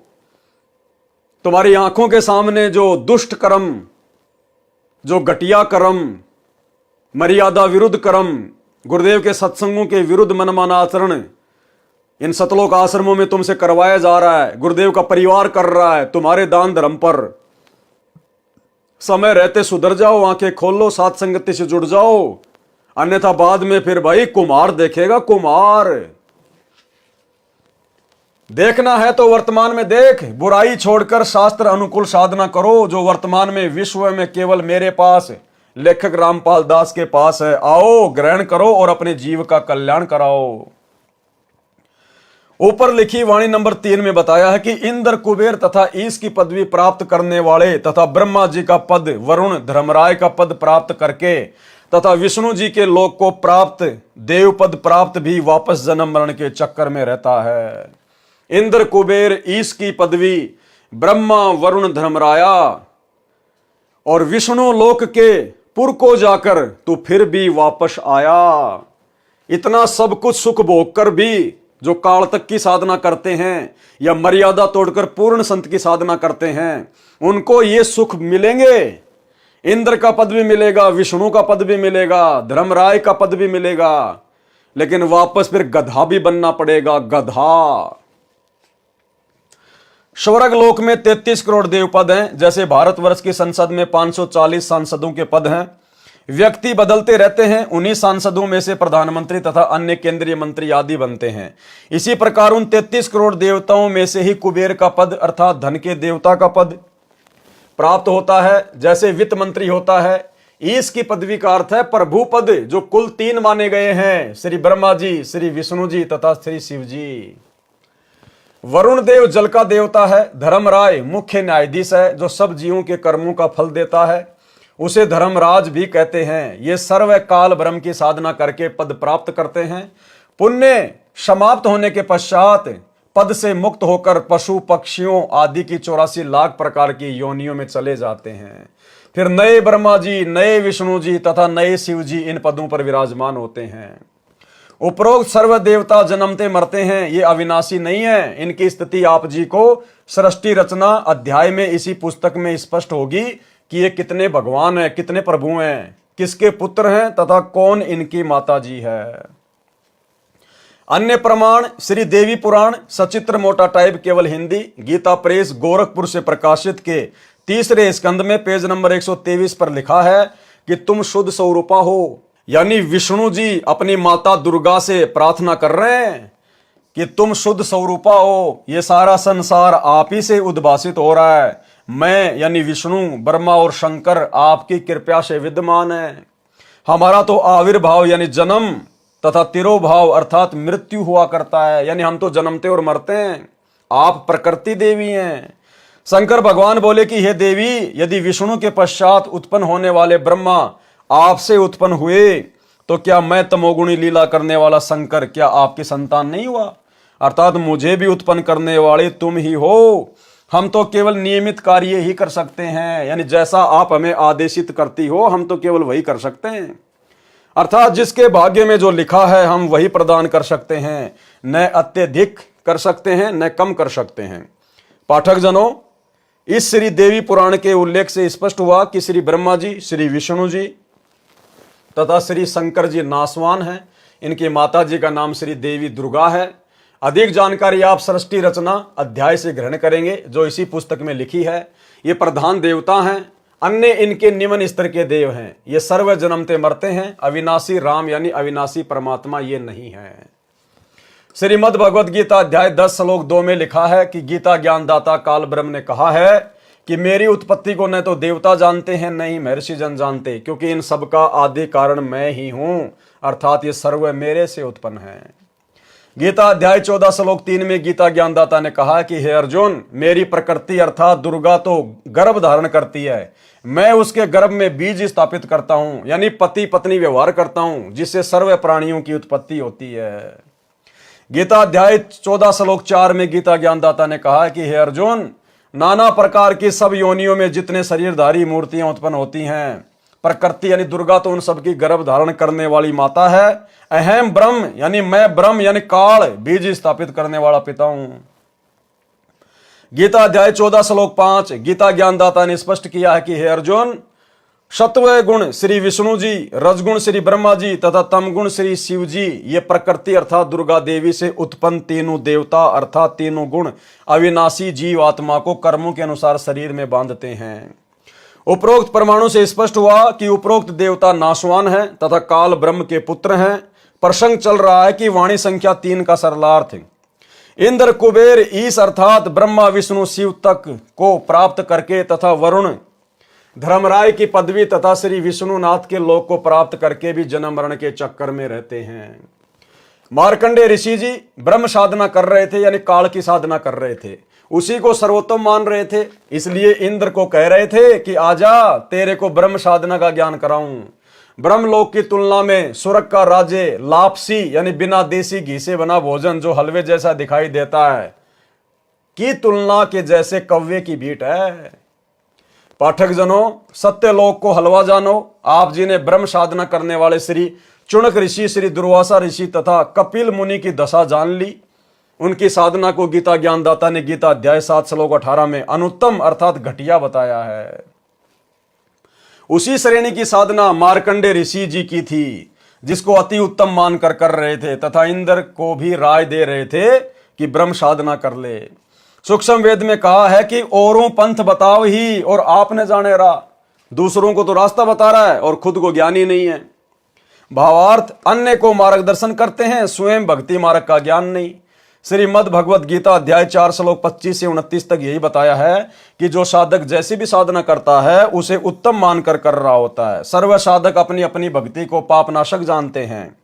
गीता अध्याय 4 श्लोक 32 में स्पष्ट किया है कि यज्ञों अर्थात धार्मिक अनुष्ठानों का ज्ञान स्वयं सच्चिदानंद घन ब्रह्म ने अपने मुख कमल से बोली वाणी में विस्तार के साथ कहा है। वह तत्व ज्ञान है जिसे जानकर साधक सर्व पापों से मुक्त हो जाते हैं। गीता अध्याय 4 श्लोक 34 में स्पष्ट किया है कि उस तत्व ज्ञान को तत्वदर्शी संत जानते हैं। उनको दंडवत प्रणाम करने से, नम्रता पूर्वक प्रसन्न करने से वे तत्व ज्ञान को जानने वाले ज्ञानी महात्मा तुझे तत्व ज्ञान का उपदेश करेंगे। और भाई वो तत्वदर्शी संत, वो ज्ञानी महात्मा वर्तमान में धरती पर सतगुरु रामपाल जी के रूप में प्रकट है। ये स्वयं ही सच्चिदानंद घन ब्रह्म है, जिन्होंने अपने मुख कमल से वाणियां बोल बोल के आप और हमें ये ज्ञान दिया, पांचों यज्ञों की जानकारी दी, भक्ति मार्ग दिया। ये स्वयं सच्चिदानंद घन ब्रह्म है, स्वयं अविनाशी परमात्मा है, सर्व सृष्टि के मालिक हैं। वह तत्व ज्ञान जिसे ऊपर की वाणी में निर्गुण रासा कहा है, नहीं मिलने से सर्व साधक जन्म मरण के चक्कर में रहे। मार्कंडे ऋषि ब्रह्म साधना कर रहा था। श्रीमद् भगवद गीता अध्याय 8 श्लोक 16 में कहा है कि ब्रह्म लोक में गए साधक भी पुनरावर्ती अर्थात बार बार जन्म मरण के चक्कर में रहते हैं। यानी 21 ब्रह्मांड की सर्वोत्तम साधना है काल साधना, ब्रह्म साधना। गीता अध्याय 8 श्लोक नंबर 13 में उस काल का मंत्र है, ओम इति एक अक्षरम ब्रह्म व्यवहारण माम अनुशमरण ये प्रयाति तजम देयम सयाति परमाम गतम। ओम नाम की साधना करके और घोर तप करके साधक कहां जाता है? ब्रह्मलोक में, जो 21 ब्रह्मांड की सर्वश्रेष्ठ उपलब्धि है, यानी 7 स्टार होटल।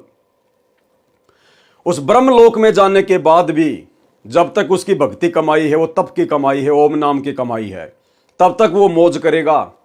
फिर उसके बाद वो नीचे 84 लाख योनियों में गधे कुत्ते के शरीरों में डाला जाएगा। तो ये तो यहां के काल की, ब्रह्मा विष्णु महेश के पिताजी की, दुर्गा के पति की, जो 21 ब्रह्मांड का नकली भगवान है, ये उसकी साधना का परिणाम है। तो बताइए फिर साधक क्या करेगा? औरों की साधना करके हम कैसे अविनाशी हो सकते हैं? हम कैसे सुख सागर में जा सकते हैं? तो केवल एकमात्र सतगुरु रामपाल जी की भक्ति, तत्वदर्शी संत सतगुरु रामपाल जी, जो कि स्वयं कबीर परमात्मा है। कबीर परमात्मा स्वयं ही तत्वदर्शी संत की भूमिका निभाते हैं। जगत गुरु संत रामपाल जी, जगत गुरु की भूमिका केवल परमात्मा निभाता है कबीर जी। जाति हमारी जगत गुरु, परमेश्वर है पंथ, गरीबदास लिखित पढ़े मेरा नाम निरंजन कंत। जगत गुरु जो पूरे संसार को ज्ञान दे, पूरे जगत को ज्ञान दे। और भाई पूरे जगत का ज्ञान, पूरी सृष्टि का ज्ञान केवल परमेश्वर को हो सकता, किसी और को नहीं। तो संत रामपाल जी स्वयं वो परमेश्वर हैं, जगत गुरु हैं। इनकी भक्ति से सदा सदा के लिए हमारा जन्म मरण समाप्त होगा।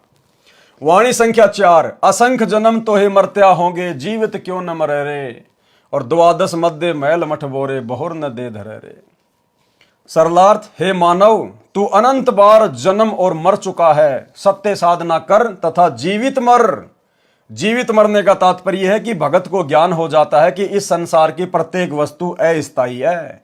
यह शरीर भी स्थायी नहीं है, जन्म मृत्यु का बखेड़ा भी भयंकर है। इस संसार में दुख के अतिरिक्त कुछ नहीं है। मानव शरीर प्राप्त करके मोक्ष प्राप्त नहीं किया तो पशु जैसा जीवन जिया।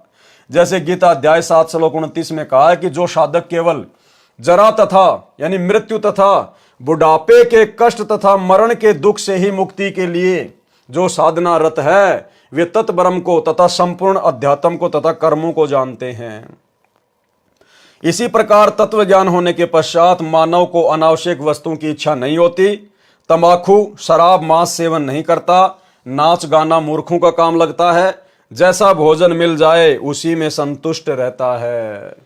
आत्म कल्याण कराने के लिए साधक विचार करता है कि यदि मैं सत्संग में नहीं जाऊंगा तो गुरुजी के दर्शन नहीं कर पाऊंगा। सत्संग विचार न सुनने से मन फिर से विकार करने लगेगा। वह साधक सर्व कार्य छोड़कर सत्संग सुनने के लिए चल पड़ता है। वह विचार करता है कि हम प्रतिदिन सुनते हैं तथा देखते हैं कि छोटे छोटे बच्चों को छोड़कर पिता संसार से चला जाता है, मर जाता है। बड़े बड़े पूंजीपति दुर्घटना में मर जाते हैं। सर्व संपत्ति जो सारे जीवन में जोड़ी थी उसे छोड़कर चले जाते हैं, दोबारा उस संपत्ति को संभालने नहीं आते। मृत्यु से पहले एक दिन भी कार्य छोड़ने का दिल नहीं करता था, अब स्थायी यानी परमानेंट कार्य छूट गया। एक भगत सत्संग में जाने लगा, दीक्षा ले ली, ज्ञान सुना और भक्ति करने लगा।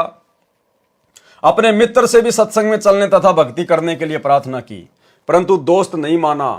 कह देता कि कार्य से फुर्सत नहीं है, छोटे छोटे बच्चे हैं, इनका पालन पोषण भी करना है। काम छोड़कर सत्संग में जाने लगा तो सारा धंधा चौपट हो जाएगा। वह सत्संग में जाने वाला भगत जब भी सत्संग में चलने के लिए अपने मित्र से कहता तो वह यही कहता कि अभी काम से फुर्सत नहीं है। 1 साल पश्चात उस मित्र की मृत्यु हो गई। उसकी अर्थी उठाकर नगरवासी चले, साथ साथ सैकड़ों नगर मोहल्ले के व्यक्ति भी साथ साथ चले। सब बोल रहे थे कि राम नाम सत्य है, सत्य बोले गत है। भगत कह रहा था कि राम नाम तो सत्य है, परंतु आज भाई को फुर्सत है। नगरवासी कह रहे थे कि सत्य बोल भाई, सत्य बोले गत है। भगत कह रहा था कि आज भाई को फुर्सत है। अन्य व्यक्ति उस भगत से कहने लगे कि ऐसे मत बोल, इसके घर वाले बुरा मानेंगे। भगत ने कहा कि मैं तो ऐसे ही बोलूंगा। मैंने इस मूर्ख से हाथ जोड़कर प्रार्थना की थी कि सत्संग में चल, कुछ भक्ति कर ले। ये कहता था कि अभी फुर्सत अर्थात समय नहीं है। आज इसको परमानेंट फुर्सत है। छोटे छोटे बच्चे भी छोड़ चला, जिनके पालन पोषण का बहाना करके परमात्मा से दूर रहा। भक्ति करता तो खाली हाथ नहीं जाता, कुछ भक्ति धन लेकर जाता। बच्चों का पालन पोषण परमात्मा करता है। भक्ति करने से साधक की आयु भी परमात्मा बढ़ा देता है। भगत जन ऐसा विचार करके भक्ति करते हैं, कार्य त्याग कर सत्संग सुनने जाते हैं। भगत विचार करते हैं कि परमात्मा न करे हमारी मृत्यु हो जाए, फिर हमारे कार्य कौन करेगा। हम ये मान लेते हैं कि हमारी मृत्यु हो गई, हम 3 दिन के लिए सत्संग में चले, अपने को मृत मान लें और सत्संग में चले गए। वैसे तो परमात्मा के भक्तों का कार्य बिगड़ता नहीं, फिर भी हम मान लेते हैं कि हमारी गैर हाजिरी में कुछ कार्य खराब हो गया तो 3 दिन बाद जाकर ठीक कर लेंगे। वास्तव में टिकट कट गई अर्थात मृत्यु हो गई तो परमानेंट कार्य बिगड़ गया, फिर कभी ठीक करने नहीं आ सकते। इस स्थिति को जीवित मरना कहते हैं, यानी परमेश्वर का काम सबसे पहले, उसके बाद अन्य सांसारिक कार्य। वाणी का से सरलार्थ, द्वादश मध्य मैल मठ बोरे, बहुर न दे धरे रे। सरलार्थ, श्रीमद् भगवद गीता अध्याय 15 श्लोक 4 में कहा है कि तत्व ज्ञान की प्राप्ति के पश्चात परमेश्वर के उस परम पद की खोज करनी चाहिए जहां जाने के पश्चात साधक लौटकर संसार में कभी नहीं आते, अर्थात उनका पुनर्जन्म नहीं होता, वे फिर देह धारण नहीं करते। सूक्ष्म वेद की ये वाणी ये स्पष्ट कर रही है कि वह परम धाम द्वादश अर्थात 12वें द्वार को पार करके उस परम धाम में जाया जाता है। आज तक सर्व ऋषि महर्षि संत मंडलेश्वर केवल 10 द्वार बताया करते, परंतु परमेश्वर कबीर जी ने अपने स्थान को प्राप्त कराने का सत्य मार्ग, सत्य स्थान स्वयं ही बताया है। उन्होंने 12वां द्वार बताया है। तो भाई सतयुग से लेकर वर्तमान कलयुग तक ये 12वें द्वार की जानकारी संत रामपाल जी के अलावा धरती पर किसी ने भी किसी को नहीं दी। तो कौन हुए संत रामपाल जी? स्वयं कबीर परमात्मा। उन्होंने 12वां द्वार बताया है। इससे भी स्पष्ट हुआ कि आज तक सन 2012 तक, यानी जब तक ये कबीर सागर का सरलार्थ लिखा, सन 2012 तक पूर्व के सर्व ऋषियों संतों तथा पंथों की भक्ति काल ब्रह्म तक की थी, जिस कारण से जन्म मृत्यु का चक्कर चलता रहा। वाणी संख्या 5, 2 जग बहिस्त सभी तय देखे, राजपाट के रसिया, 3 लोक से त्रिपत नाही, ये मन भोगी खशिया। सरलार्थ, तत्व ज्ञान के अभाव में पूर्ण मोक्ष का मार्ग न मिलने के कारण कभी 2 जग अर्थात नरक में गए, कभी बहिस्त अर्थात स्वर्ग में गए, कभी राजा बनकर आनंद लिया। यदि इस मानव को 3 लोक का राज्य भी दे दे तो भी तृप्ति नहीं होती। उदाहरण, यदि कोई गांव का सरपंच बन जाता है तो वह इच्छा करता है कि विधायक बने तो मौज हो जाए, विधायक इच्छा करता है कि मंत्री बनूं तो बात कुछ अलग हो जाएगी, मंत्री बनकर इच्छा करता है कि मुख्यमंत्री बनूं तो पूरी चौधर महिमा हो जाएगी, आनंद ही न्यारा होगा, सारे प्रांत पर कमांड चलेगी। मुख्यमंत्री बनने के पश्चात प्रबल इच्छा होती है कि प्रधानमंत्री बनूं तो जीवन की सफलता है। तब तक जीवन लीला समाप्त हो जाएगी, फिर गधा बनकर कुम्हार के लट खा रहा होगा। इसलिए तत्व ज्ञान में समझाया है कि काल ब्रह्म द्वारा बनाई स्वर्ग नरक तथा राजपाट प्राप्ति की भूल भुलैया में सारा जीवन व्यर्थ कर दिया। एक अब्राहिम सुल्तान अधम नाम का बलक शहर का राजा था। वह पूर्व जन्म का बहुत अच्छा भगत था, परंतु वर्तमान के ऐश्वर्य में मस्त होकर परमात्मा को भूल चुका था। राज के ठाट में तथा महलों में आनंद मान बैठा था। एक दिन परमात्मा कबीर जी सतलोक से आकर एक यात्री का रूप बनाकर राजा के महल में गए तथा कहा कि सराय वाले, एक कमरा किराए पर दे, पैसे बता, रात्रि बितानी है। राजा ने कहा, हे भोले यात्री, आपको ये सराय दिखाई देती है? मैं राजा हूं और ये मेरा महल है। यात्री रूप में परमात्मा ने पूछा कि आपसे पहले इस महल में कौन रहते थे? राजा ने कहा कि मेरे पिता दादा परदादा रहा करते थे। यात्री रूप में परमेश्वर ने कहा कि आप कितने दिन रहोगे इस महल में? राजा ने कहा कि एक दिन मैं भी चला जाऊंगा इन्हें छोड़कर। परमेश्वर बोले कि यह सराय अर्थात धर्मशाला नहीं तो क्या है, यह सराय है। जैसे तेरे बाप दादा गए ऐसे ही तू चला जाएगा, इसलिए मैंने महल को धर्मशाला बताया है। राजा को वास्तविकता का ज्ञान हुआ, संसार की इच्छा त्याग कर आत्म कल्याण करवाया, सदा रहने वाला सुख तथा अमर जीवन प्राप्त करने के लिए दीक्षा ली और आजीवन भक्ति की, अपना मानव जीवन सफल किया। वाणी संख्या 6। सतगुरु मिले तो इच्छा मेटे, पद मिल पदे समाना, चल हंसा उस लोक पठाऊं जो आदि अमर स्थाना। सरलार्थ, यदि तत्वदर्शी संत सतगुरु मिले तो उपरोक्त ज्ञान बताकर काल ब्रह्म के लोक की सर्व वस्तुओं से तथा पदों से इच्छा समाप्त करके पद मिले पदे समाना। इसमें एक पद का अर्थ है पद्धति अर्थात शास्त्र विधि अनुसार साधना, वे ऑफ वर्शिप। दूसरे पद का अर्थ है अमरलोक अर्थात स्थान। सतगुरु साधना करवाकर परमेश्वर के उस परम पद की प्राप्ति करवा देता है, जहां जाने के पश्चात फिर लौटकर संसार में कभी नहीं आते। हे भगत, चल तुझे उस लोक में भेज दूं जो आदि अमर स्थान है, अर्थात गीता अध्याय 18 श्लोक 62 में वर्णित सनातन परम धाम है, जहां परम शांति है। वाणी संख्या 7। चार मुक्ति जहां चंपी करती माया हो रही दासी, दास गरीब अभय पद पर से मिले राम अविनाशी। सरलार्थ, उस सनातन परम धाम में परम शांति तथा अत्यधिक सुख है। काल ब्रह्म के लोक में चार मुक्ति मानी जाती हैं, जिनको प्राप्त करके साधक अपने को धन्य मानता है, परंतु वे स्थायी नहीं है। कुछ समय उपरांत पुण्य समाप्त होते ही फिर 84 लाख प्रकार की योनियों में कष्ट उठाता है, परंतु उस सतलोक में चारों मुक्ति वाला सुख सदा बना रहेगा। माया आपकी नौकरानी बनकर रहेगी। संत गरीबदास जी ने बताया है कि अमरलोक में जाने के पश्चात प्राणी निर्भय हो जाता है और उस सनातन परम धाम में वह अविनाशी राम अर्थात परमेश्वर मिलेगा। इसलिए पूर्ण मोक्ष के लिए शास्त्र अनुकूल भक्ति करनी चाहिए, जिससे उस परमात्मा तक जाया जा सकता है। उपरोक्त वाणी तथा पूर्वोक्त विवरण से स्पष्ट हुआ कि श्री ब्रह्मा जी, श्री विष्णु जी तथा शिव जी और इनके पिता काल ब्रह्म अर्थात क्षर पुरुष व अक्षर पुरुष सर्व राम अर्थात प्रभु नाशवान है। केवल परम अक्षर ब्रह्म ही अविनाशी राम अर्थात प्रभु है। उस परमेश्वर की भक्ति से ही परम शांति तथा सनातन परम धाम अर्थात पूर्ण मोक्ष प्राप्त होगा, जहां पर चार मुक्ति का सुख सदा बना रहेगा। माया अर्थात सर्व सुख सुविधाएं साधक के नौकर की तरह हाजिर रहती हैं। सूक्ष्म वेद में कहा है कि कबीर माया दासी संत की उबे दे आशीष, विलसी और लातू छड़ी सुमर सुमर जगदीश। भावार्थ, सर्व सुख सुविधाएं धन से होती हैं, वह धन शास्त्र विधि अनुसार भक्ति करने वाले संत भगत की भक्ति का अन्न उद्देशित उत्पाद बायो प्रोडक्ट होता है। जैसे जिसने गेहूं की फसल बीजी तो उसका उद्देश्य गेहूं का अन्न प्राप्त करना है, परंतु भूस अर्थात चारा भी अवश्य प्राप्त होता है। चारा तूड़ा गेहूं के अन्न का अन्न उद्देशित उत्पाद बायो प्रोडक्ट है। इसी प्रकार सत्य साधना करने वाले को अपने आप धन माया मिलती है, साधक उसको भोगता है, वह चरणों में पड़ी रहती है, अर्थात धन का अभाव नहीं रहता, परंतु आवश्यकता से अधिक प्राप्त रहती है। परमेश्वर की भक्ति करके माया का भी आनंद भगत संत प्राप्त करते हैं तथा पूर्ण मोक्ष भी प्राप्त करते हैं। कबीर सागर के अध्याय आत्मबोध का सारांश संपूर्ण हुआ। सत साहे। तो भाई और बहनों, आज के वीडियो में केवल इतना ही, गुरुदेव भगवान के आशीर्वाद से। और कल रात्रि 8 बजे सभी भाई बहन फिर से दास के Facebook page Pawan Das is live के ऊपर लाइव जुड़ेंगे, एक नए वीडियो के साथ में, एक नई आध्यात्मिक जानकारी के साथ में।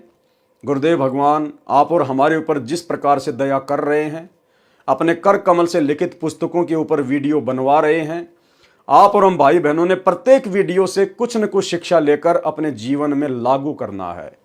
तभी भाई और बहनों गुरुदेव भगवान के द्वारा लिखने का, दास के द्वारा वीडियो बनाने का और आप भाई बहनों के द्वारा इतना समय निकालकर सुनने का कोई फायदा होगा।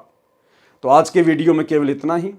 सभी भाई बहन वीडियो को ज़्यादा से ज़्यादा शेयर किया करें, खुद भी इन बातों के ऊपर अमल किया करें, गुरुदेव भगवान से प्रार्थना किया करें और हम सब ने इसी मनुष्य जन्म को अपना अंतिम मनुष्य जन्म बनाना है।